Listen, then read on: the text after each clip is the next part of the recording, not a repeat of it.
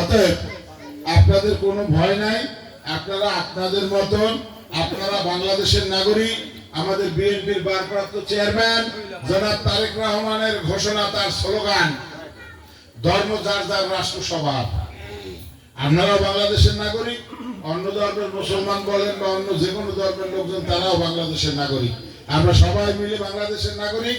অতএব আমার নাগরিক অধিকার আছে, নির্ভয়ে আপনাদের যে কোনো অনুষ্ঠান বলেন, যে কোনো কর্মকাণ্ড বলেন, সঠিক কর্মকাণ্ড, সুষ্ঠু কর্মকাণ্ড আপনারা নির্ভয় করে যাবেন, কোনো সমস্যা নাই।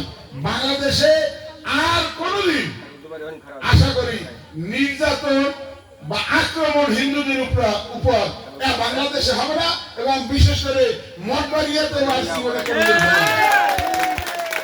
আমি আমার বক্তব্য বাড়াবো না। আপনারা আগামী দিনে আপনাদের যে সমস্ত অনুষ্ঠান, পূজা তো আরো আছে না, এই কালী পূজা আছে, লক্ষ্মী পূজা আছে, সরস্বতী পূজা আছে, আপনারা আপনাদের অনুষ্ঠান নির্বিঘ্নে পালন করেন। সবাই ভালো থাকেন, সুস্থ থাকেন, সবাই ধন্যবাদ। সালাম আলাইকুম।